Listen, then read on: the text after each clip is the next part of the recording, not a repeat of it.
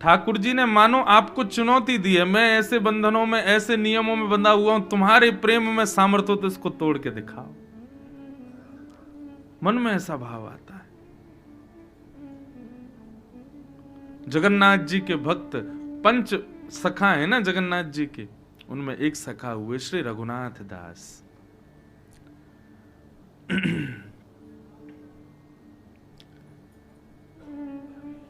श्री रघुनाथ जी महाराज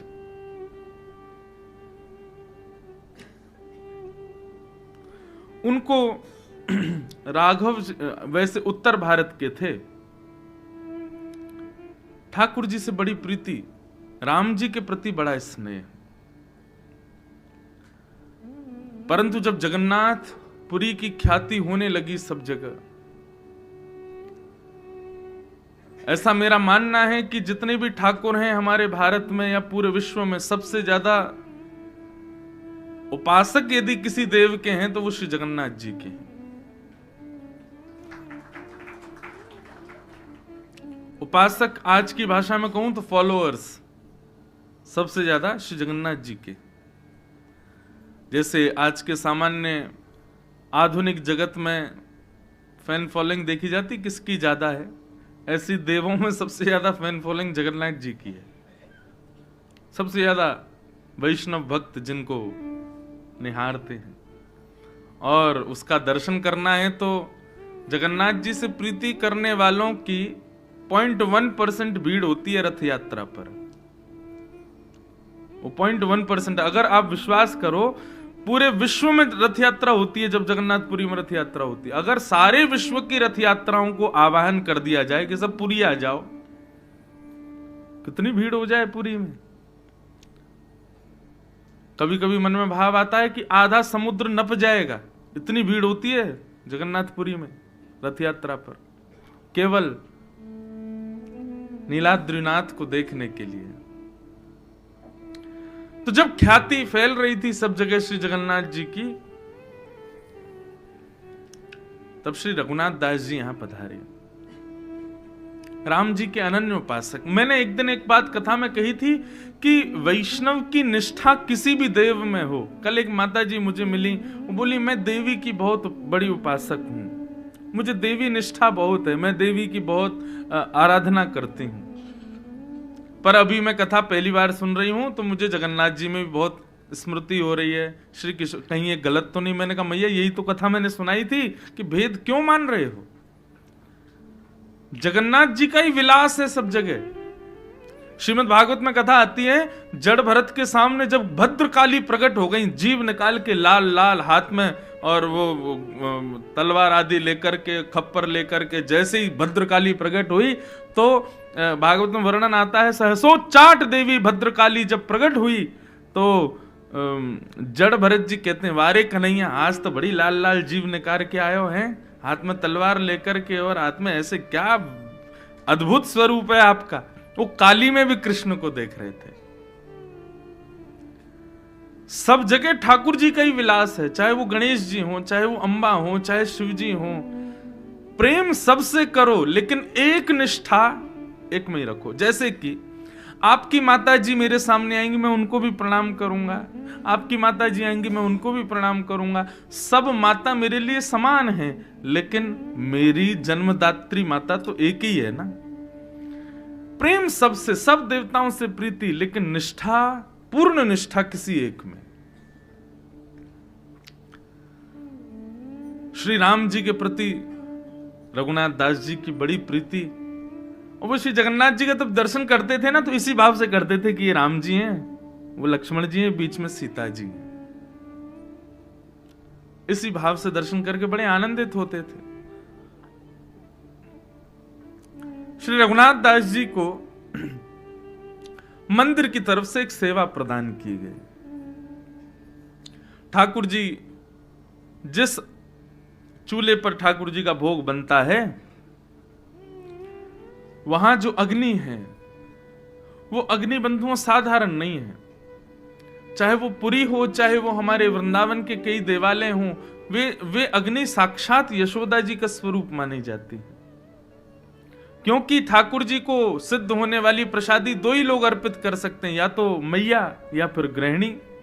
तो बनाती हैं लक्ष्मी और उसको यथाउचित भाप और अग्नि आदि उष्णता प्रदान करती हैं यशोदा।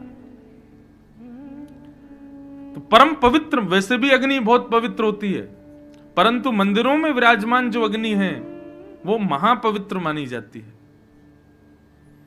तो उस पवित्र अग्नि की पवित्रता की सेवा रघुनाथ दास जी को दी गई। पवित्रता मतलब कैसे पवित्र करें अग्नि को? अग्नि तो पवित्र होती है। बोले कि उस अग्नि को बुझने ना दें, वहां पर कोई ना कोई यथाउचित हवन आदि करते रहे उस अग्नि में। जब प्रसाद बनेगा तो वहीं से अग्नि ले जाकर के चूल्हे में रख दी जाएगी, बाकी उस अग्नि में कुछ ना कुछ हवन आदि चलता रहे, उसकी रक्षा हो, वो बुझने ना पाए। रघुनाथ दास जी को ये सेवा प्राप्त हुई और रघुनाथ दास जी बड़े प्रेम से इस सेवा को करते थे। आज भी एक मठ है मंदिर के पास में जहां रघुनाथ दास जी बैठते थे, वहीं से ही अग्नि ठाकुर जी के रसोई घर में ले जाई जाती है आज भी। तो ये सेवा वो करते थे ठाकुर जी की। करते करते पूरा समय बीत गया, अब वृद्धावस्था आ गई। तो रघुनाथ दास जी ने विचार किया कि अब मेरे प्राण कभी भी निकल सकते हैं। लेकिन एक बात कहूं बंधुओं, वैष्णव भक्त जब बहुत नाम साधक हो जाता है ना, तो उसको पता चल जाता है मेरे प्राण कब जाने वाले। और एक और बात कहूं, जब नाम साधक सब जगह से मुक्त हो जाता है, परम मुक्त बीतराग जब हो जाता है, उसको किसी में आसक्ति नहीं होती, वो जिस दिन चाहे उस दिन प्राण त्याग सकता है। और कभी प्राण निकल भी रहे हो ना, तो वो मृत्यु देवी को रोक भी सकता है कि थोड़े क्षण रुक जाइए, मैं ये सेवा कर लूं, उसके बाद आप स्वीकार करना। ऐसी भी सामर्थ्य उसको प्राप्त हो जाती है। रघुनाथ दास जी ने सोचा कि अब समय है प्रस्थान का, अब वृद्ध हो गए, ज्यादा सेवा हो नहीं पाती।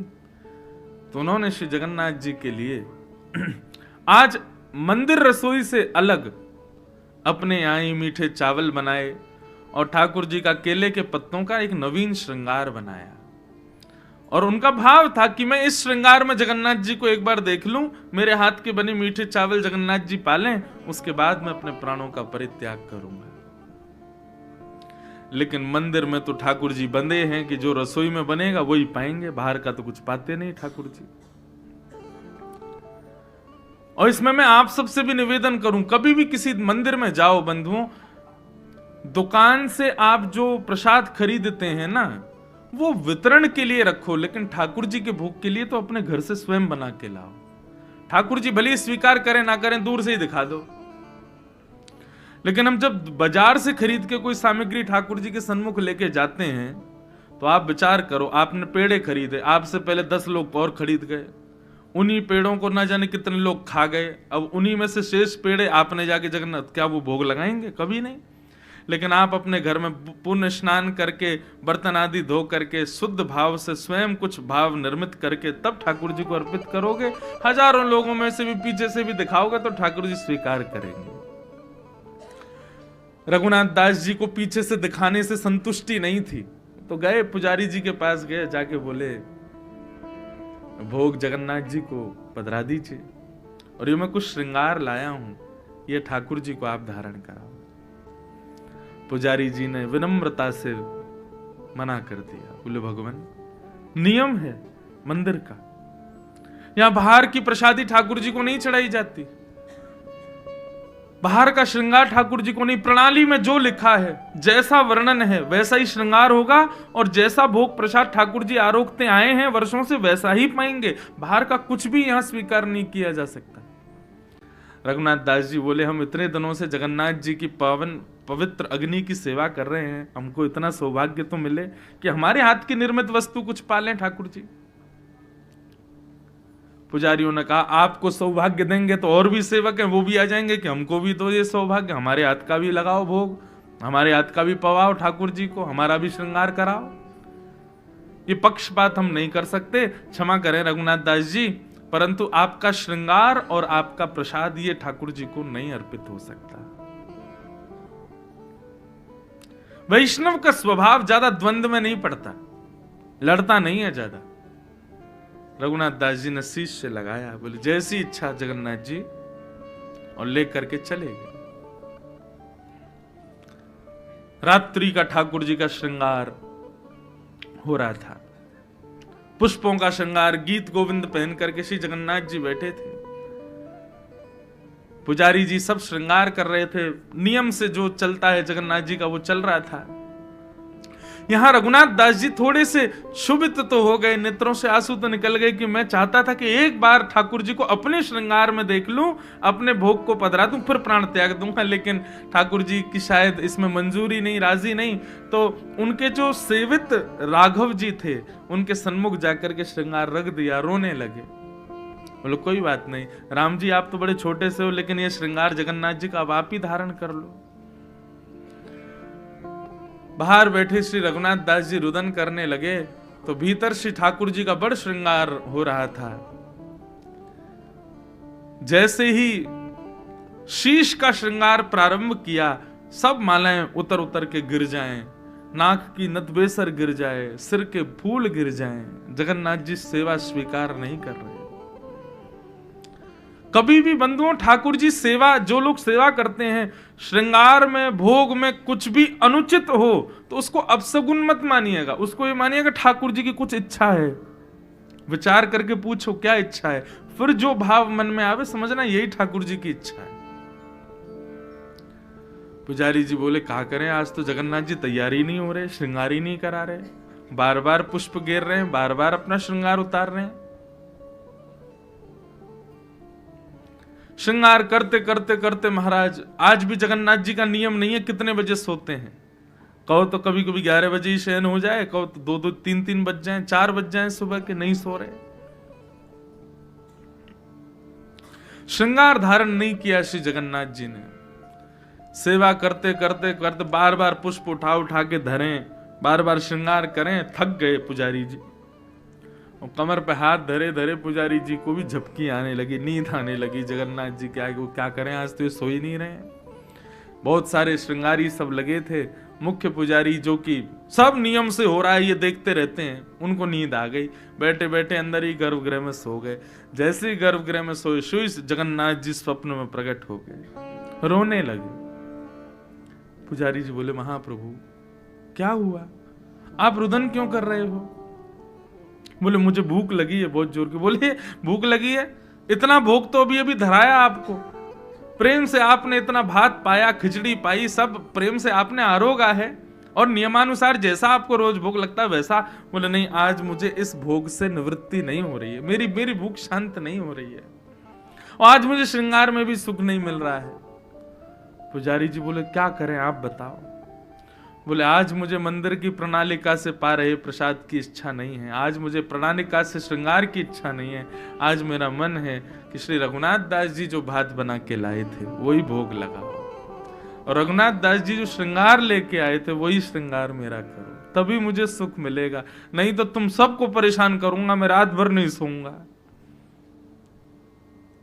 और मैं अपनी पे आ गया तो तुम्हारे नियम फियम सब धरे रह जाएंगे, बिल्कुल श्रृंगार नहीं कर पाओगे मेरा। और तुम लोग जैसे ही गर्भगृह से बाहर जाओगे मैं किवाड़ भी बंद कर लूंगा, बंद होके बैठ जाऊंगा भीतर। इसलिए मेरे आगे अपनी जिद मत चलाओ, ये सारे नियम तोड़ो, रघुनाथ दास जी का श्रृंगार और रघुनाथ दास जी का भात लेके आओ, मैं वही पाऊंगा। स्वप्न जैसे ही खुला रोने लगे पुजारी जी, और मन में विचार किया हम इतने नियम बनाते हैं, इतने नियमों से आपकी वर्षों भर सेवा चलती है, लेकिन आप एक क्षण में सारे नियम तोड़ देते हैं नाथ।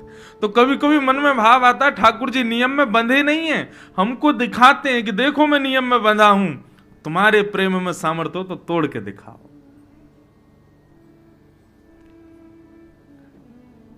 पुजारी दौड़े दौड़े रघुनाथ दास जी के पास गए और कहा लाइए भात, लाओ श्रृंगार। बोले नहीं नहीं आप नियम से करो। बोले भैया जब नियम जिसके लिए है वही तोड़ रहा है तो क्या करें।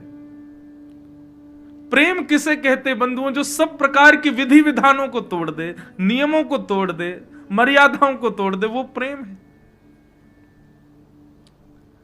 रघुनाथ दास जी का श्रृंगार और हाथ का बना हुआ मीठा भात ठाकुर जी के लिए लेकर के गए, और जगन्नाथ जी को आज पहली बार प्रणालिका से विपरीत श्रृंगार किया, प्रणालिका से विपरीत प्रसाद पवाया, और आज सब पुजारियों को लगे कि श्री जगन्नाथ जी के मुख के अधर का जो मुस्कान है वो इतनी जोर से ऊपर उठ रही है कि आज तो मानो श्री जगन्नाथ जी के नेत्र भी छोटे हो गए। क्यों? गाल ऊपर उठियाए हैं हंसी के मारे, इतने प्रसन्न हो रहे हैं। सब लोग दर्शन करने के लिए गए, लेकिन रघुनाथ दास जी दर्शन की इच्छा तो बहुत है, लेकिन विचार नहीं कर पा रहे कि मैं कैसे देखूंगा जगन्नाथ जी को, मेरे श्रृंगार में विराज रहे हैं। आज गरुड़ स्तंभ के पास जाकर के बैठे, हजारों लोग दर्शन कर रहे हैं, लेकिन वहीं बैठे बैठे रघुनाथ दास जी ने केवल एक झलक जगन्नाथ जी की देखी। आज अपने हाथ से बने हुए श्रृंगार में जब जगन्नाथ जी को देखा, बस देखते ही वहीं प्राण त्याग दिए और ठाकुर जी में विलीन हो गए।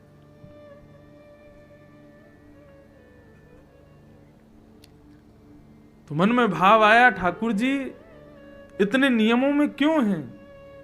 वो नियमों में है ही इसीलिए कि हमें बता रहे हैं कि तुम्हारे प्रेम में सामर्थ्य है, तुम्हारे भाव में सामर्थ्य है, तुम्हारी भक्ति में सामर्थ्य है, तो इसको लांघ के दिखाओ। वो तो तैयार बैठे लांघने को, लेकिन कोई भक्त वैष्णव आए तो सही ऐसा जिसके भाव को ठाकुर जी स्वीकार करें। भागवत की कथा, गीत गोविंद, गोपी गीत, इतने नियम हम करते हैं, क्यों करते हैं? ताकि हमारा प्रेम उस उत्कृष्ट अवस्था में पहुंच जाए जहां श्री जगन्नाथ जी हमारे लिए नियम तोड़ दें।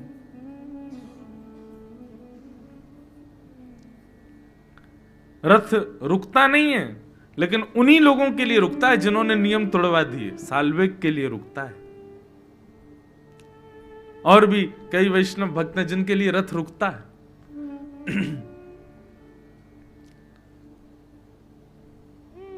ऐसे ठाकुर जी, खीर चोरा गोपीनाथ, माधवेंद्रपुरी पर ऐसी कृपा की। एक महात्मा थे माधवेंद्रपुरी नाम के, वो भिक्षा नहीं मांगते थे, ऐसे अकिंचन महात्मा थे। वो किसी से कहते नहीं थे कि मुझे दीजिए, वो बैठे रहते थे, कोई आके खुद कह जाए कि बाबा लो आपके लिए ये प्रसाद है, तो पाते थे। उनका नियम था, वो किसी से कहते नहीं थे कि मुझे प्रसाद दो या मुझे भिक्षा दो। कई बार तो 4-4 दिन तक कुछ नहीं मिलता था। वर्णन आता है कि 4-4, 5-5 दिन जब बीत जाते थे, तब किशोरी जी ही कोई गोपी बन के जाती थी, ठाकुर जी ही कोई ग्वाला बन के जाते थे। कभी दूध दियाते, कभी रबड़ी दियाते, कभी रसगुल्ला दियाते, कभी रोटी, बासी रोटी दियाते माधवेंद्र जी को, क्योंकि उनका नियम था, वो मांगते नहीं थे। विचार करो, स्वयं श्री जी जाती थी खीर लेकर के, दूध लेकर के, रसगुल्ला लेकर के, और कोई ऐसी दीनहीन सी गोपी बन के जाती है कि बाबा को लगती पता ना कोई ऐसी कोई गोपी होगी ब्रज की, आ गई है दूध लेके, बाबा ले पी लियो, दूध बचाओ घर को, लेकिन होती वो श्री जी थी। एक दिन जगन्नाथपुरी दर्शन का भाव बनाया और गोवर्धन से चलकर के माधवेंद्रपुरी दास जगन्नाथपुरी आ रहे थे। बीच रास्ते में बंगाल प्रांत में, बंगाल या उड़ीसा प्रांत में खीर चोरा गोपीनाथ, उड़ीसा में है, बंगाल में, उड़ीसा में ही पड़ते हैं, बंगाल के पास पड़ते हैं, यहां से दूरी है। खीर चोरा गोपीनाथ, उनका नाम तो गोपीनाथ ही था, खीर चोरा तो बाद में पड़ गया। तो आज तक नियम है कि वहां 12 कुल्हड़ों में श्री गोपीनाथ जी को खीर का भोग लगता था, और जो मनोरथी भोग लगवाते थे, सारा भोग उन्हीं को बांट दिया जाता था। माधवेंद्रपुरी जी जब दर्शन करने के लिए गए तो श्री गोपीनाथ जी का दर्शन किया। रात्रि शयन में 12 कुल्हड़ खीर का भोग रखा था। अब माधवेंद्र जी का स्वभाव नहीं था मांगने का कि प्रसाद भी ऐसे हाथ के, कोई पुजारी खुद ही कह दे आओ प्रसाद ले जाओ तो ही मांगते लेते थे, अपने आप नहीं कहते थे। 3-4 दिन से सफर कर रहे भूखे प्यासे, गोपीनाथ जी के सामने जाके खूब नृत्य किया। पुजारी जी ने सारे मनोरथियों में खीर बांट दी और खीर बांटने के बाद में मंदिर बंद कर दिया। माधवेंद्र पुरी जी भी वहां से प्रस्थान कर गए, बेचारे भूखे प्यासे एक वृक्ष के नीचे जाकर के बैठ गए। भजन कर रहे थे ठाकुर जी का, लेकिन भजन करते करते बार बार नेत्र खुल जाए, बार बार भजन रुक जाए। क्यों? भूख लग रही थी, लेकिन बोल सकते नहीं किसी से। गर्भगृह में बैठे गोपीनाथ जी को चैन नहीं आ रहा है, और गोपीनाथ जी सीधे पुजारी के स्वप्न में पहुंच गए और बोले कि मेरे एक परम भक्त माधवेंद्र पुरी आए हैं, वो बहुत तेज भूख लगी है उनको कुछ पवाओ। पुजारी जी बोले क्या पवाएं, इतनी रात्रि का समय? बोले हमारा 12 कुल्हड़ का भोग लगता है खीर का। बोले हाँ, उसमें से एक खीर भोग बचा है, वही दिया आओ। बोले कुछ नहीं बचा, मैंने सब बांट दिया मनोरथियों में। बोले तुमने 11 कुल्हड़ी बांटे हैं, 12वां कुल्हड़ हमने छुपा लिया था अपनी जेब में। मंदिर आओ, खोलो, हमारे विग्रह के गोजा में आकर के, गोजा बोलते हैं जेब को, बोले हमारे जेब में आकर के देखो एक कुल्हड़ रखा है छुपा हुआ है। पुजारी जी के नेत्र खुले, स्नान किया, अर्धरात्रि में ठाकुर जी का विग्रह गर्भगृह खोल करके जैसे भीतर प्रवेश किया, ठाकुर जी के गोजा में जैसे हाथ डाला, सोई कुल्हड़ में खीर रखी थी। तब पुजारी जी बोले वाह रे खीर चोरा, खीर चुरा ली, अपनी प्रसाद की खीर चुरा ली अपने वैष्णव के लिए। और जाकर के पुजारी जी ने वो खीर बाबा को दी। बाबा बोले रात में 3 बजे पुजारी जी आप कैसे? तब पूरा वृत्तांत बताया। बोले कि रोज ठाकुर जी का भोग लगता है और मनोरथियों में बांटा जाता है, लेकिन आप अकिंचन हो, किसी से मांगते नहीं। अब ये बात किसी को नहीं पता थी, लेकिन पुजारी बता रहा तो माधवेंद्र जी रोने लगे, आपको कैसे पता मैं किसी से नहीं मांगता? बोले ठाकुर जी बता रहे थे। बोले आपको भूख लगी है इसलिए ठाकुर जी ने आपके लिए खीर को अपनी जेब में छुपा लिया। फिर कहां भूख लगनी थी? रोते रहे विरह से। बोले नाथ आपको पता है मेरा भाव, आपको, आप जानते हैं मुझको, मुझे इसी बात से इतनी प्रसन्नता है कि आप मुझे जानते हो। तब से गोपीनाथ जी का नाम पड़ गया खीर चोरा गोपीनाथ। अपने वैष्णव के लिए ठाकुर जी ने खीर चोराई। तो नियम इसलिए है ठाकुर जी का कि कोई प्रेम लक्षणा भक्ति से तोड़ के दिखाए, हठपूर्वक नहीं कि जबरदस्ती। इंद्रेश जी कथा में बोल रहे थे नियम में इसलिए ठाकुर जी की उसको कोई तोड़े। अब गर्भगृह में कोई जाने नहीं दे रहा जगन्नाथ जी के, हम कूद फांद के लड़ाई झगड़ा करके गेर के पुजारियों को घुसेंगे भीतर और सबको दिखाएंगे देखो हमने नियम तोड़ा। ऐसे नहीं। नियम तोड़ने का मतलब आप ना तोड़ो, आप प्रयास ना करो, ठाकुर जी प्रयास करें उसको तोड़ने का, उससे आगे आने का, उससे बाहर निकलने का। और श्री जगन्नाथ जी जितने नियमों में बंधे हैं उतने ही नियम तोड़ने में प्रसिद्ध हो रहे हैं। इनसे ज्यादा नियम किसी ने नहीं तोड़े। सब ठाकुरों में सबसे ज्यादा नियम तोड़ने वाले, नियम में रहने वाले भी श्री जगन्नाथ जी और नियम तोड़ने वाले भी श्री जगन्नाथ जी।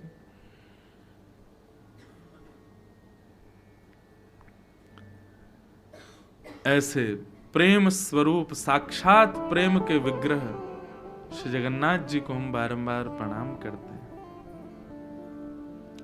और लाल जी हमारे लिए भी कभी कोई नियम तोड़े, अपनी भक्ति को उस स्तर पर ले चले कि कभी हमें भी लगे कि हाँ ठाकुर जी ने कोई नियम तोड़ा। मैं तो बहुत बहुत जगह तोड़वाए मैंने नियम। द्वारिका में श्री द्वारिका, कोई प्रशंसा की बात नहीं, मैं पुनः कह रहा हूं, मैं अपना कोई उदाहरण दूं ना तो उसको केवल आप विश्वास दृढ़ करने के भाव से सुनिएगा, मेरी प्रशंसा के भाव से मत सुनना, नहीं तो सब मेरे जो भाव होते हैं सब टूटने लग जाएंगे, होंगे ही नहीं फिर। तो द्वारिका में हमारे वहां के पुजारी चित्रांग पुजारी जी ने एक बार मुझे, मैं 3-4 दिन की कथा के लिए गया तो मेरे को बोले आप ना ठाकुर जी के सामने पद सुनाओ। तो हम और हमारे कुछ गंधर्वजन हम लोग श्री द्वारिकाधीश के सामने विराज गए। 2-4 माइक लग गए और खूब गाए ठाकुर जी के आगे। तो शयन का समय था द्वारिकाधीश का, और शयन में श्रृंगार बढ़ाया जाता है, मुकुट बढ़ाया जाता है ठाकुर जी की, बिल्कुल हल्के श्रृंगार में फिर ठाकुर जी की शयन आरती होती है। तो हम लोग संध्या आरती के बाद में बैठे पद गाने के लिए, और गाते गाते पुजारी जी भूल गए कि ठाकुर जी का श्रृंगार बढ़ाना है, और ठाकुर जी पूर्ण श्रृंगार में पूरा पदावलियों का श्रवण करते रहे। और तभी किसी बुजुर्ग पुजारी ने आके बताया, बोले ठाकुर जी के शयन का समय हो गया है, शयन आरती होनी है। अब बोले कि अब शयन आरती होनी है, ठाकुर जी तो अभी तक संध्या के श्रृंगार में ही बैठे हैं, तो शयन का श्रृंगार तो अब करेंगे तो 1-1.5 घंटा एक्स्ट्रा लगेगा, 12 बज जाएंगे रात के। तो पुजारी जी मेरे पास आए, आकर के बोले भले पधारे ब्रजवासी, आज सैकड़ों वर्ष बाद द्वारिकाधीश जी की शयन आरती पूर्ण श्रृंगार में ही होगी, क्योंकि आज ठाकुर जी का श्रृंगार बढ़ाया नहीं गया, विलंब हो गया। और कितने वर्षों बाद वो बता रहे थे, कभी कभी कुछ हुआ होगा, कभी कोई तूफान आदि के समय नहीं हो पाते, नियम टूट जाते हैं, लेकिन कितने वर्ष बाद बता रहे थे, बोले आज ठाकुर जी पूर्ण श्रृंगार में शयन करेंगे। क्यों? इस प्रसन्नता में कि कोई ब्रजवासी ने आकर के नियम तोड़वाए। ठाकुर जी का आज शयन श्रृंगार बढ़ा नहीं है, तो अब श्रृंगार में ही सोएंगे ठाकुर जी। मैंने कहा श्रृंगार में सोएंगे नहीं, श्रृंगार में वृंदावन जाएंगे और कुंज में जाके गोपीन के संग रास विहार करेंगे। यही हमारे श्रृंगार आज बड़ो नहीं है ठाकुर जी को, बड़े श्रृंगार उतर जाए मतलब अब सोएंगे, लेकिन श्रृंगार में है तो इसका मतलब कहीं जाने की तैयारी में है। मैंने हमने ऐसे ऐसे पद सुना दिए, अब तो ठाकुर जी यहाँ ना रुकेंगे द्वारिका, अब जल्दी शयन आरती करो, कपाट बंद करो, ठाकुर जी वृंदावन जाएंगे आज, इसीलिए श्रृंगार में है।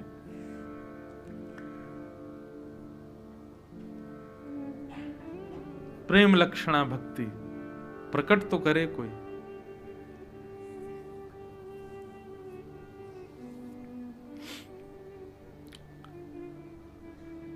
भगवान का विवाह रुक्मिणी जी के साथ में सुसंपन्न हुआ। कल कथा बहुत हमने रास पंचाध्यायी के बाद में फिर जल्दी जल्दी हम करने लगे।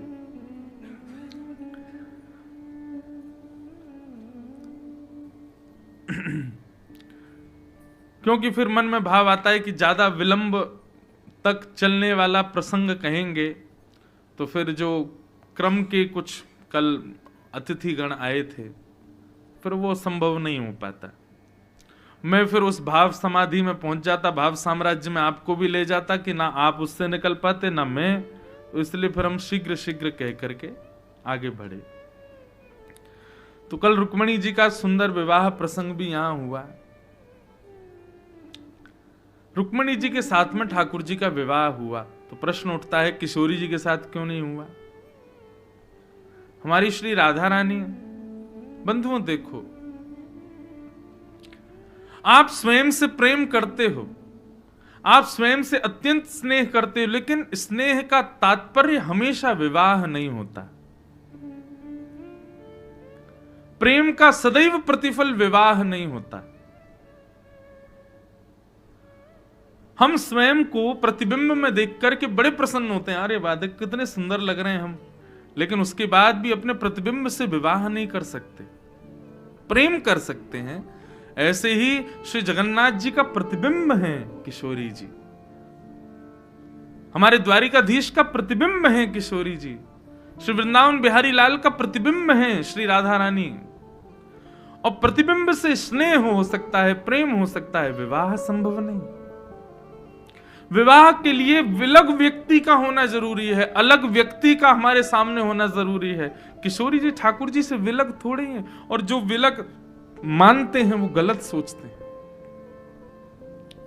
ठाकुर जी का जो वाम अंग है, कहीं भी आप ठाकुर जी का दर्शन करोगे सदैव वाम अंग जो है वो किशोरी जी ही है।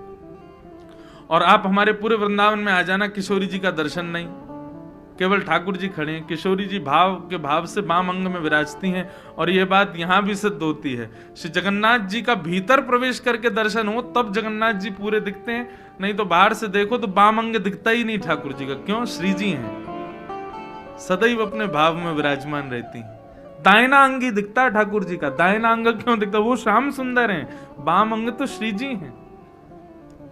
और ये बात मैं खूब प्रसिद्धि से अपनी कथाओं में कहा करता हूं कि ठाकुर जी का वाम अंग जो है वो किशोरी जी है। और इसी भाव से हमारे वृंदावन में श्रृंगार होता है। मुकुट इधर ही धराया जाएगा, लेकिन जब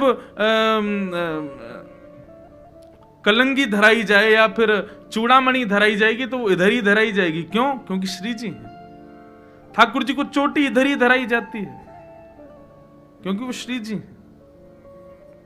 और कई हमारे यहां संप्रदायों में तो मुकुट ही इधर धराया जाता है वाम अंग में। तो आप कहेंगे महाराज जी मुकुट तो ठाकुर जी पहनते हैं, तो फिर श्री जी को क्यों धराया गया? अरे भैया आज विपरीत हुआ है, आज ठाकुर जी किशोरी जी बने हैं और श्री किशोरी जी हमारी ठाकुर जी बनी है, इसलिए मुकुट इधर धराया गया। और एक जगह भाव तो ऐसा है, किशोरी जी की तरफ मुकुट इसलिए धराया जाता है क्योंकि हमारे ठाकुर जी सदा किशोरी जी के चरणों में रहते हैं। तो भैया मुकुट वो पहने जो राजा है, तो किशोरी जी राजा बनकर के मुकुट पहनती हैं, ठाकुर जी तो सदा भाव में रहते हैं। आपको केवल त्रिभंग लली कृष्ण दिख रहे हैं, आपको केवल बांके बिहारी दिख रहे हैं, आपको केवल एक स्वरूप दिख रहा है, तो आप केवल सामान्य एक दर्शनार्थी हो। लेकिन ठाकुर जी के पूरे श्रृंगार में एक अद्भुत लीला का दर्शन हो जाए कि आज माला नहीं है, गले में 2 माल पहनी है, मानो ऐसा लग रहा है कि भक्त ठाकुर जी से लिपटे हुए हैं। आज मुकुट विपरीत दिशा में है, तो मतलब आज किशोरी जी ने ठाकुर जी का वेश धारण किया है। बड़े बड़े भाव हैं ठाकुर जी के श्रृंगार के पीछे, अद्भुत भावों से ठाकुर जी श्रृंगार करते हैं अपना। अब जगन्नाथ जी का जब जन्माष्टमी होती है ना, तो हमारे सौम्या भाई बता रहे थे कि श्री जगन्नाथ जी स्वयं यशोदा बनते हैं जगन्नाथ जी, और ठाकुर जी के जो चल स्वरूप मदन मोहन जी भीतर गर्भगृह में विराजमान वो कृष्ण रूप हैं। उनको लेकर के पूरी लीला होती है मंदिर में, जैसे वसुदेव जी दलिया में लेकर के ठाकुर जी को, सब लीला होती है। और उस दिन जगन्नाथ जी स्वयं यशोदा जी बनते हैं, और यशोदा जी बनने पर ठाकुर जी का वही भोग लगता है जो प्रसव के समय, बालक को जन्म देते समय मां को पीड़ा के समय जो औषधि दी जाती है, वो औषधियों का भोग जगन्नाथ जी लगाते हैं। क्यों? मैं यशोदा हूं, और ये जो हमारे प्रकट हुए हैं मदन मोहन जी, ये कृष्ण है। ठाकुर जी के श्रृंगार के बड़े भाव है, एक लीला चलती है ठाकुर जी के श्रृंगार में। कोई वैष्णव मिले, कोई भक्त मिले तो उस लीला का वर्णन करे कि आज ठाकुर जी कैसे श्रृंगार में विराज रहे हैं।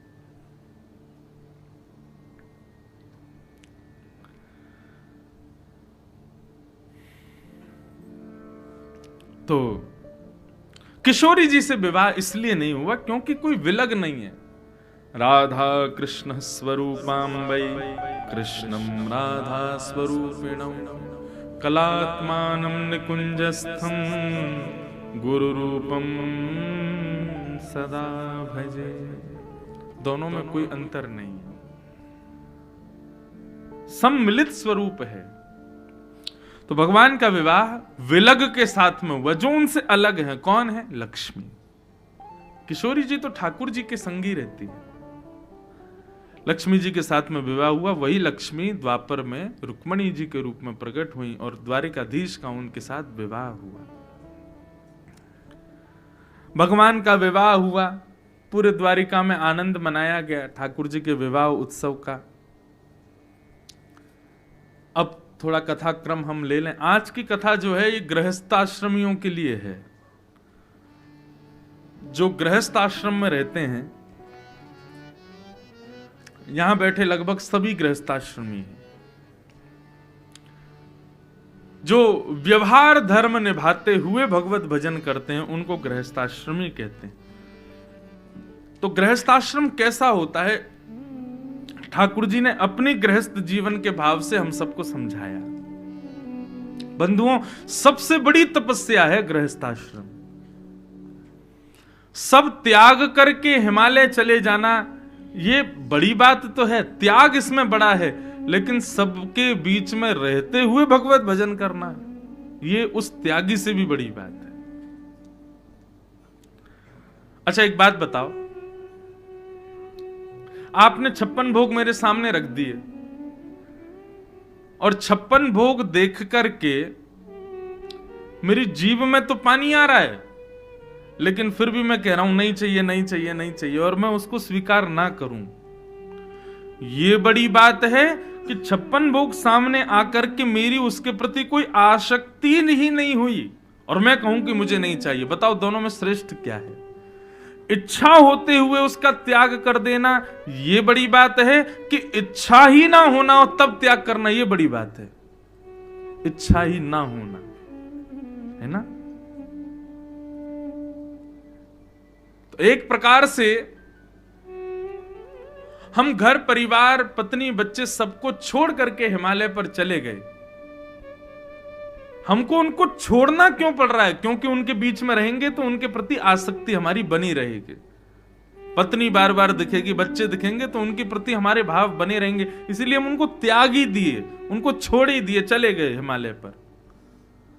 परंतु वो व्यक्ति कैसा जो सबके बीच में रहते हुए भी जगन्नाथ जी को याद करता है, सबके बीच में रहते हुए भी वृंदावन जाता है, सबके बीच में रहते हुए भी कथा सुनता है। बताओ श्रेष्ठ कौन? जो सबको छोड़ करके चला जाए कि सबके बीच में रह करके भी भगवत स्मृति करे? सबके बीच में रह करके भी भगवत। अब कई लोग व्रत करते हैं, सोमवार के व्रत करते हैं, एकादशी के व्रत करते हैं, मंगलवार के व्रत करते हैं। उनका व्रत कैसा क्या है? भैया आज हमारा व्रत है सोमवार का, श्रावण के सोमवार चल रहे हैं। अच्छा, आप बगल में आए, आकर के दाल भात खाने लगे। देखो मेरे को दिखाओ मत, आप दिखाओगे तो मेरा मन करेगा खाने का। मेरे सामने मत खाओ, ये छेना पोड़ा मेरे सामने मत खाओ, ये खीर मेरे सामने मत खाओ। अरे भैया मत खाओ ना, मेरा व्रत है। ऐसे व्रत का क्या फायदा कि कोई और खा रहा है और आप बार बार उसके प्रति आकर्षित हो रहे हो। हे भैया कब सोमवार से मंगलवार हो, कब मैं खाऊं? मेरे लिए फ्रिज में रख देना, कल मैं खा लूंगा, कल मंगलवार है। ऐसे व्रत का क्या फायदा? कोई एहसान किया आपने ठाकुर जी के ऊपर? व्रत तो श्रेष्ठ वो मानो कि जब आपका व्रत हो, 56 भोग सामने हो और आप फिर भी आपके जीव में जरा भी जल ना आवे, बोले नहीं आज तो महादेव के लिए पूरा दिन व्यतीत है, कोई इच्छा नहीं। सामने 56 भोग रखें, उसके बाद भी सबको प्रणाम करें। व्रत। अच्छा, ये व्रत जगन्नाथपुरी में प्रवेश नहीं करता। यहां तो व्रत रखना अपराध माना जाता है। यहां तो अगर आप व्रत कर रहे हो तो अपराध है। यहां तो एक ही व्रत है। क्या यहां पे एक ही व्रत ले लो? क्या 24 घंटे में एक बार जगन्नाथ जी को देखना है? ये व्रत है यहां तो, बस। इसके अलावा कोई व्रत नहीं। यहां तो सब व्रत टूटे पड़े। तो सबका त्याग करे तब भगवत स्मृति करे, ये श्रेष्ठ बात नहीं। लेकिन सबके बीच में रहते हुए भी, सबको निभाते हुए भी भगवत स्मृति करे, ये बड़ी बात है। तो उसी गृहस्थ आश्रम का आज प्रसंग बताया जा रहा है। तो भगवान का विवाह रुक्मणी जी के साथ में हो गया। रुक्मणी जी के विवाह के पश्चात भागवत में अब यहां कथा आती है स्यमंतोपाख्यान। अब देख लो जितने भी लोग यहां बैठे हो, जो लोग गृहस्थ आश्रम के बाद अपने जीवन को कोसते हैं और ये विचार करते हैं कि हमारा जीवन ऐसा क्यों, हमारा जीवन ऐसा क्यों, इस प्रकार के विचार करते हैं। अब ठाकुर जी का जीवन सुनो। स्वयं पर ब्रह्म परमात्मा रुक्मणी जी के साथ में विवाह हुआ। तो द्वारिका में एक यादव रहता था, उसका नाम था सत्राजित यादव। उसके पास एक मणि थी, उसका नाम था सिमंतक मणि। सिमंतक मणि की विशेषता थी, वो हजारों किलो सोना रोज देती थी। भगवान ने जाकर के उससे कहा कि भाई एक अकेले तुम व्यक्ति, 2-4 तुम्हारे परिवार के लोग, हजारों किलो सोने का तुम क्या करोगे? सत्राजित ने कहा तो क्या करना चाहिए? भगवान बोले देखो नई नई द्वारिका नगरी बसी है, तुम एक काम करो, मणि हमारे कार्यालय में दे दो, इससे जितना सोना होगा उससे हम द्वारिका के लोगों का कर माफ कर देंगे, क्षमा कर देंगे। और तुम अपनी एक नियुक्ति बता दो कि तुमको कितना सोना चाहिए, हम रोज तुमको उतना सोना दे दिया करेंगे जितना तुम्हारी जरूरत में हो। हजारों किलो सोने का क्या करोगे? भगवान की बात ठीक थी, लेकिन सत्राजित ने भी कह दिया, बोले कि मेरी मणि, मेरा सोना, मैं कुछ भी करूं मैं नहीं दूंगा आपको। ठाकुर जी ने एक बार निवेदन किया, उसके बाद ठाकुर जी ने कुछ कहा नहीं। एक बार सत्राजित का छोटा भाई प्रसेन उस मणि को पहन करके नगर भ्रमण पर गया और सबको दिखाता हुआ, देखो हमारे पास सिमंतक मणि, दिखाता हुआ जैसी वन में गया तो वन में एक शेर ने प्रसेन को मार दिया और मणि लेकर के शेर चला गया। शेर को एक भालू ने मार दिया और मणि लेके भालू चला गया। 4-5 दिन तक प्रसेन लौट करके नहीं आया तो भगवान द्वारिकाधीश पर कलंक लग गया। क्या? सब बोले प्रसेन कहां है, प्रसेन कहां है, प्रसेन कहां है? तो सत्राजित यादव ने कह दिया, द्वारिकाधीश उस मणि को मांग रहे थे, मैंने देने से मना कर दिया। अगले दिन मेरा भाई उस मणि को पहन करके गया तो द्वारिकाधीश ने उसको बंदी बना करके मणि को अपने पास रख लिया है। मेरा भाई बंदी बनकर के द्वारिकाधीश के यहां बैठा है। अब देखो, इसमें ठाकुर जी ने कुछ नहीं किया, लेकिन ठाकुर जी के ऊपर आरोप प्रत्यारोप लग गया। किस लिए? ठाकुर जी स्वयं लीला करके हमको बता रहे हैं, वस्तु किसी की भी हो, कभी उसके प्रति लोभ मत करो। द्वारिकाधीश कहते हैं, हमने लोभ कोई गलत भाव से नहीं किया था द्वारिका के उत्थान के भाव से कि भाई ये मणि मिल जाए तो खूब सोना होगा। नहीं तो एक बात विचार करो, क्या द्वारिकाधीश को मणि की आवश्यकता है? लेकिन ये केवल हम सबको सिखाने के लिए ठाकुर जी ने किया। वस्तु किसी की भी हो, उसके प्रति कभी लोभ मत करो। स्वयं कमा लीजिए, स्वयं ले आइए, लेकिन किसी अन्य की वस्तु के प्रति कभी कोई भाव नहीं।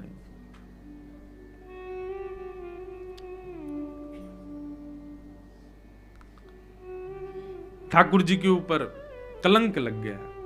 भगवान एकांत में बैठ के सोचने लगे, द्वारिका बसाई हमने, ये सारे यदुवंशी हमारे परिवार हैं, इनको सब हम पोषण करते हैं, इनके कर माफ करने के लिए ही हम विचार कर रहे थे, सब कुछ व्यवस्था हम कर रहे हैं, लेकिन आज छोटी सी बात पर बिना विचार किए सबने हम पे ही कलंक लगा दिया। एक बार भी ये नहीं सोचा कि द्वारिकाधीश हमारे जगपालक हैं, हमारे अन्न के दाता हैं, हमारे सब दाता, लेकिन एक बार भी इन्होंने बिना विचार किए हम पर कलंक लगा दिया। यही बात ठाकुर जी समझा रहे हैं, भैया सावधान। आप कितना भी किसी के लिए कर लीजिए, आप पूरा जीवन किसी को समर्पित कर दीजिए, आपके द्वारा की गई इतनी सी भूल उस व्यक्ति के हृदय में आपके सारे एहसानों को धूमिल कर देगी। इसलिए अपनी प्रीति रूपी उपहार को संसार के लोगों को देने की वजह ठाकुर जी को प्रदान करो, क्योंकि ठाकुर जी उसका मूल्य समझते हैं, संसार के लोग नहीं जानते। आज पूरे यदुवंशी ठाकुर जी भी कलंक लगा रहे हैं। सामने तो जय श्री कृष्ण कर रहे हैं, लेकिन पीछे से कह रहे हैं, अरे कहा प्रणाम करना है इनको बताओ। मणि के चक्कर में प्रसेन को बंदी बना लिया है इन्होंने, जबकि ऐसा कुछ हुआ नहीं था। द्वारिकाधीश ने एक दिन मन बनाया, बोले हम पे बड़ा कलंक लग रहा है, चलो भैया प्रसेन को ढूंढ के लाओ, मणि ढूंढ के लाओ। और चुपचाप ठाकुर जी रात में कुछ सेना लेकर के वन में गए, प्रसेन मरा हुआ मिल गया। मणि ढूंढी लेकिन मणि नहीं मिली, तो शेर के पंजों के निशान के पीछे गए तो शेर भी मरा पड़ा हुआ मिला, मणि नहीं मिली। तभी रीछ के पंजों के निशान के पीछे गए और एक गुफा में ठाकुर जी प्रवेश हो गए। 18 दिन तक ठाकुर जी ने उस भालू के साथ युद्ध किया, और युद्ध के पश्चात वो भालू कोई और नहीं, जामवंत जी थे। चरणों में प्रणाम किया, बोले भगवान मैं आपके रूप को पहचान गया, कैसे आगमन हुआ मेरी कुटिया पर? भगवान बोले, भैया ये मणि लेने आए हैं हम, इसकी वजह से कलंक लग गया है, ये मणि दे दो। जामवंत जी ने मणि दे दी और मणि के साथ अपनी बेटी जामवती का हाथ भी दे दिया। बोले भगवान इसको भी स्वीकार करो। ठाकुर जी बोले, एक कलंक हटेगा हमारे ऊपर से कि भैया मणि ठाकुर जी ने नहीं चुराई थी, दूसरा कलंक लग जाएगा। क्या भालू की बेटी से ब्याह कर लिया ठाकुर जी ने? जामवंत जी बोले, मुझे नहीं पता, आप ज्यादा मर्यादा मत खेला करो हमारे साथ। ये मर्यादा वाली काम आपके सब सतयुग में, त्रेता में हमने राम रूप में देख लिए, अभी तो आप लीला पुरुषोत्तम बन के आए हो। प्रभु मेरी पुत्री को स्वीकार करो। और ठाकुर जी ने लीला का भाव रखते हुए जामवंत जी की पुत्री श्री जामवती जी के साथ में दूसरा विवाह किया। पूरी द्वारिका एक महात्मा कथा बताते हैं कि ठाकुर जी छुपा के जामवती को लाए अपनी काली सौल में। क्यों? पूरी द्वारिका देखेगी भालू की बेटी बैठी है घोड़े के ऊपर ठाकुर जी के सामने, तो ठाकुर जी बोले कि कहां तक छुपाएं इसको,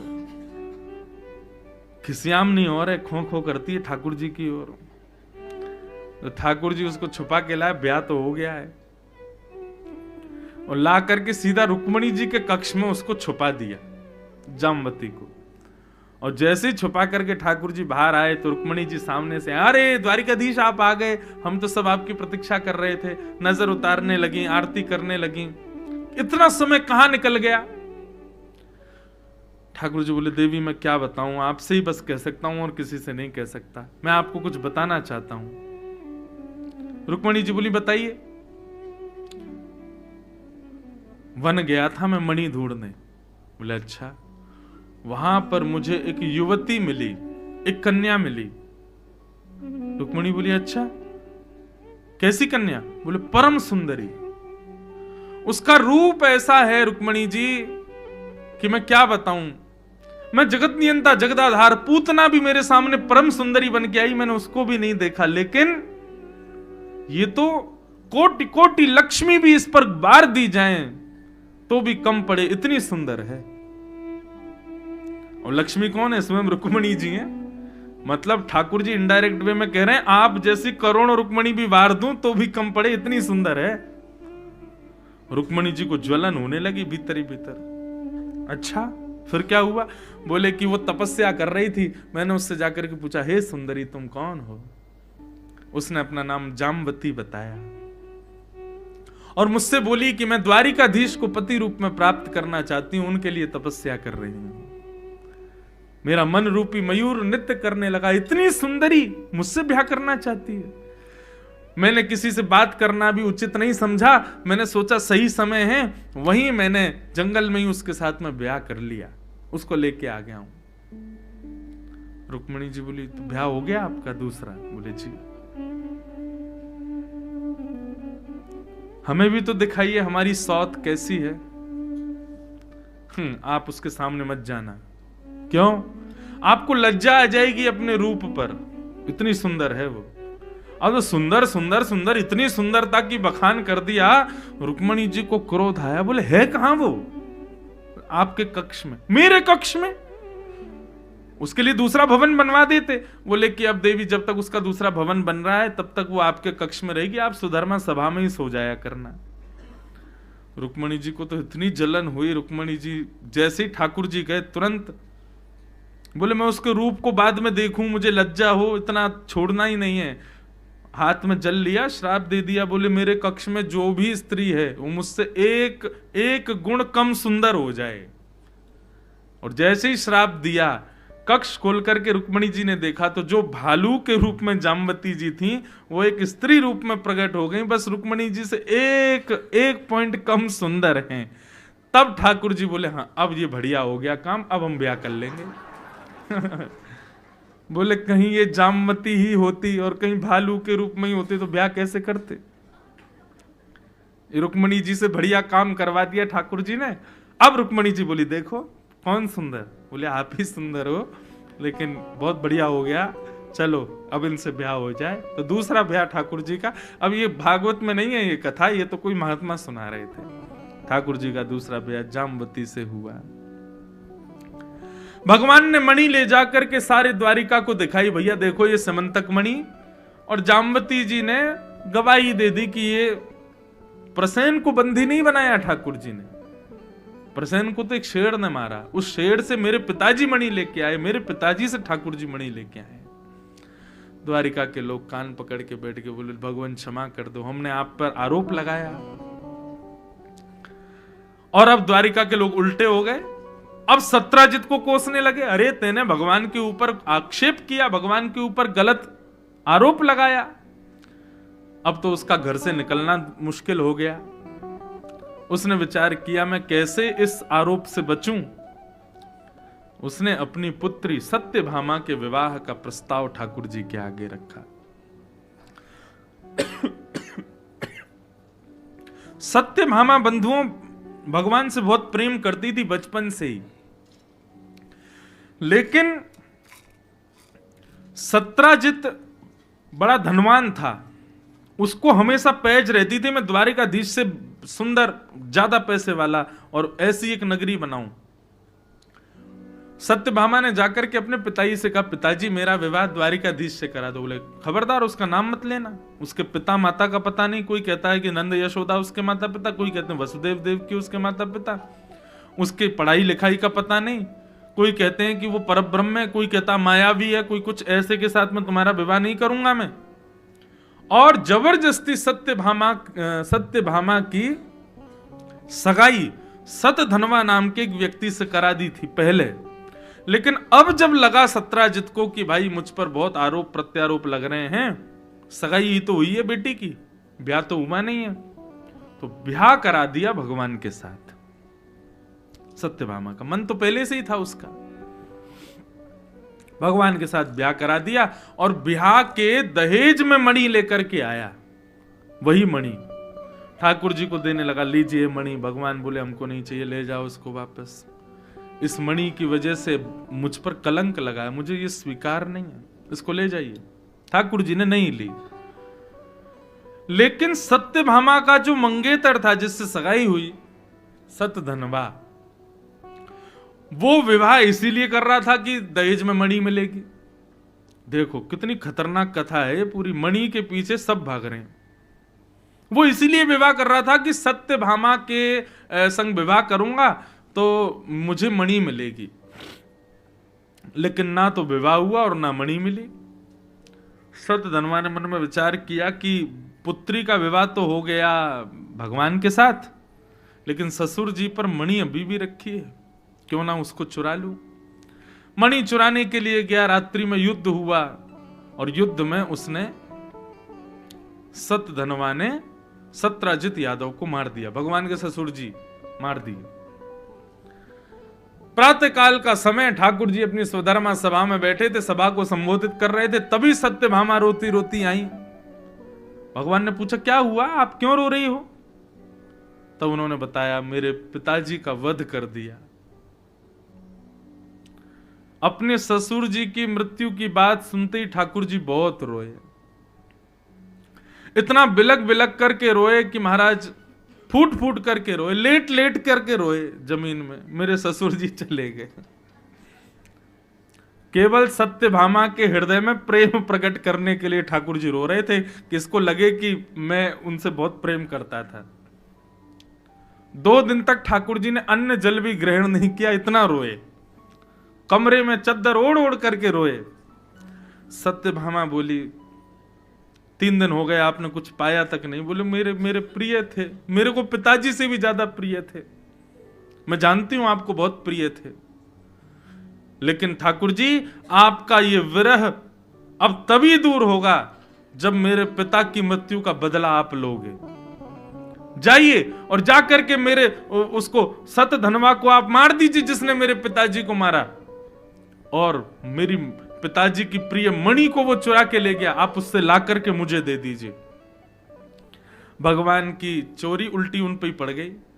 ठाकुर जी तो चाह रहे थे कि सत्यभामा को लगे कि मैं कितना प्रेम करता हूं उनके पिताजी से, यहां तो उल्टा ही मैं फंस गया। अब सत्यभामा बोली आप जाओ युद्ध करके मणि लेकर के लाके मुझे दो। ठाकुर जी बोले मणि नहीं छोड़ रही मेरा पीछा। ये सब बात क्यों कही जा रही है बंधुओं? देखो लोभ, ठाकुर जी लोभ नहीं कर रहे, बस हमको सिखाने के लिए कि एक वस्तु के प्रति लोभ हुआ, वो घूम घूम करके ठाकुर जी के पास आ रहा है, कितना परेशान कर रहा है ठाकुर जी को। ठाकुर जी बलराम जी के साथ सतधनवा को मारने के लिए निकले, वन में जाकर के सतधनवा का वध कर दिया, लेकिन मणि सतधनवा के पास नहीं थी। मणि सतधनवा अक्रूर जी को देकर के भागा था कि आप इसको संभाल के रख लेना, मैं बाद में आपसे ले लूंगा। अब भगवान ने उसका सब टटोल करके देख लिया, मणि उसके पास नहीं थी। ठाकुर जी लौट करके द्वारिका आ गए, खबर सुनाई सत्यभामा को कि भैया सतधनवा को हमने मार दिया। सत्यभामा ने हाथ आगे किया, मणि? भगवान बोले उसके पास मणि नहीं थी, मैंने बहुत देखा लेकिन मणि मिली नहीं मुझे। तो सत्यभामा के हृदय में शक हो गया कि ठाकुर जी की पहले से ही नजर थी उस मणि पे, और ये मेरे पिताजी से पहले ही उस मणि को मांगने आए थे, तब से ये उस मणि को चाह रहे हैं। इनको मौका मिल गया है और इन्होंने सतधनवा को मार करके मणि अपने पास छुपा के रख ली है, ये मुझे बता नहीं रहे हैं। ठाकुर जी तो अंतर्यामी हैं, सब जानते हैं। ठाकुर जी मुस्कुराने लगे, बोले ये हमारी पत्नी है, हम पे ही शक कर रही है, हम पे ही संशय। और 1 वर्ष के लगभग सत्यभामा ने भगवान से बात नहीं करी, क्योंकि उसको लगता था कि मणि इन्होंने छुपा ली है। ठाकुर जी कहते हैं बंधुओं, यदि हम सत्य हैं तो हमको ज्यादा प्रमाण देने की आवश्यकता नहीं है। क्यों? ऐसा भी माना जाता है जो बहु प्रमाण प्रकट करता है ना, अपने आप को सिद्ध करने के लिए बहुत प्रमाण देता है। कभी कभी चोर ज्यादा प्रमाण देते हैं, लेकिन सत्य जो होता है ना वो ज्यादातर शांत रहता है, वो प्रमाण नहीं देता।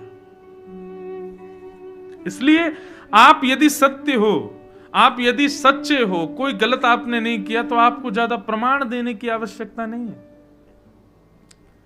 लेकिन जो बहुत प्रमाण प्रकट कर देता है, ये देखो मैंने नहीं किया, ये देखो मैंने नहीं किया, ऐसा देखो मैंने नहीं किया, वो इसको लावे उसको लावे, सबसे पूछवावे, बार बार बस यही कहे मैंने नहीं किया, समझो अति भक्ति चोरे लक्षण, अति भक्ति में चोर का लक्षण है। जो ज्यादा दिल्लर तुल्लर होते हैं, ज्यादा अपने आप को प्रस्तुत करते हैं, ज्यादा भाव दिखाते हैं, समझो कि उसके अंदर चोर है। ठाकुर जी ने कोई प्रमाण नहीं दिया, सत्यभामा नहीं बोल रही तो ठाकुर जी अपनी तरफ से प्रयास करते, उसके बाद भी नहीं बोलती तो ठाकुर जी उसको प्रमाण नहीं दे रहे हैं। बोले मैं गलत हुई नहीं, क्यों दूं प्रमाण? अपने मन में कुछ भी सोच लो। एक वर्ष बाद एक ब्राह्मण द्वारिका आया, उसकी 10 उंगलियों में तो सोने की अंगूठियां और गले में महाराज सोने के इतने सारे आभूषण, सोने के बाजूबंद, सोने की पायल, सोने की कोंदनी। जैसे ही आया तो भगवान ने कहा अरे वाह, आज हमारे द्वार पर कोई वैश्य आए हैं। उसने कहा मैं वैश्य नहीं हूं, मैं ब्राह्मण हूं। भगवान बोले ब्राह्मण का ये श्रृंगार नहीं है, ब्राह्मण कितना भी कर ले इतना स्वर्ण नहीं पहनता, ये तो वैश्य पहनते हैं, वैश्य के रूप से दिखता है। बोले महाराज परंतु ये स्वर्ण मुझे दक्षिणा में मिला है। भगवान बोले इतनी दक्षिणा किसने दी? बोले अक्रूर जी महाराज। बोले अक्रूर जी महाराज आपको नहीं पता, वो सैकड़ों ब्राह्मणों को रोज प्रसाद पवाते हैं, सोने की थाली, सोने की कटोरी, सोने की चम्मच, सोने के गिलास, और प्रसाद पाके सब ब्राह्मणों की थाली धो करके सब थाली कटोरी सब ब्राह्मणों को ही दे देते हैं, ले जाओ अपने घर ही, यही दक्षिणा है। भगवान बोले सोने के पात्र? बोले जी। ठाकुर जी समझ गए ये सब सेमंतक मणि की कृपा है।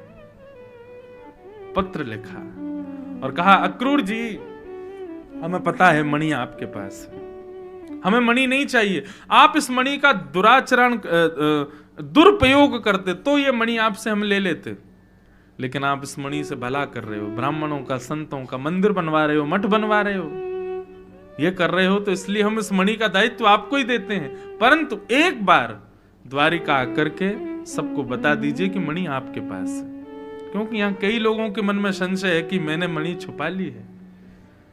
ये बात सुनकर के अक्रूर जी बहुत रोए। बताओ मेरे ठाकुर जी पर कलंक लग रहा मेरी वजह से। सब सभा के मध्य में आकर के अक्रूर जी ने मणि को दिखाया और बताया मणि मेरे पास है। जिनके मन में भी ये भाव है कि ठाकुर जी के पास रखी है वो क्षमा मांगो।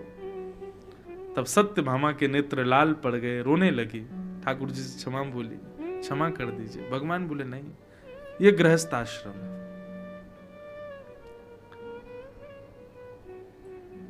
विष और अमृत। आज विष क्या है? अपमान ही विष है और बहुत सम्मान ही अमृत है। अमृत सब पीना चाहते हैं, सब चाहते हैं कि मेरा बहुत सम्मान हो, लेकिन अमृत पीने की इच्छा जिसमें रहती है ना वो देव है, लेकिन जो विष को धारण करे वो महादेव है। बंधुओं आपका बहुत सम्मान हो, आप उस सम्मान से अत्यंत प्रसन्न रहो, तो समझो कि अभी आप एक श्रेणी नीचे रहते हो, लेकिन कोई आपका अपमान कर दे उसके बाद भी आप परम प्रसन्न हो तो आप महादेव हो। अपमान को स्वीकार करो। क्यों? क्योंकि समाज के लोग आज आपको प्रेम दे रहे हैं, सम्मान कर रहे हैं, तो ये बात निश्चित है कि एक दिन अपमान भी होगा आपका। इसलिए हमारे पूज्य पिताजी महाराज, सदगुरुदेव भगवान सब कहते हैं भैया जितना हो सके सम्मान से बचो। इस व्यासपीठ पे बैठने के बाद बहुत सम्मान मिलता है, इतना सम्मान मिलता है कि इतने तो हम सम्मान में ही दबे रहते हैं भीतर। इसलिए मैं प्रयास करता हूं कि सम्मान की बेड़ियों के तोड़ के थोड़ा बाहर निकलूं, एक सामान्य बालक की तरह रहूं, एक सामान्य व्यक्ति की तरह जीवन निर्वाह करने का प्रयास करूं, खेलूं कूदूं, बच्चों की तरह रहूं। क्यों? क्योंकि बहुत सम्मान मिलने के बाद में एक अपने अंदर अहम आ जाता है कि हम तो ऐसे हैं, हम इससे नीचे आ ही नहीं सकते, हम तो इस नियम में हैं, इससे नीचे हम जा ही नहीं सकते। और यदि वो भावना हृदय में आ गई तो सदा सम्मान का भूखा व्यक्ति, उसी को ही सबसे ज्यादा अपमान लगता है। जिसको बहुत सम्मान की इच्छा होती है, अपमान भी सबसे ज्यादा उसी का ही होता है। लेकिन जिसको सम्मान की इच्छा ही नहीं है, उसका कोई जानबूझ के भी अपमान कर दे तो उसको पता नहीं चलता कि मेरा अपमान हुआ है।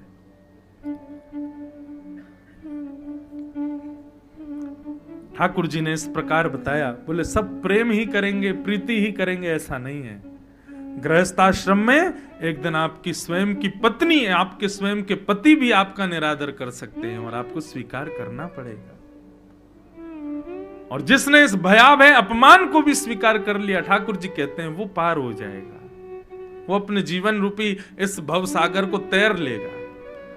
लेकिन मेरा अपमान हो गया, अपमान हो गया, इसी शोक में जो रहेगा वो वहीं अटक जाएगा, उससे आगे निकल नहीं पाएगा। आगे बढ़ो। इस प्रकार इस समंतक मणि का उपाख्यान यहां पर सुनाया गया।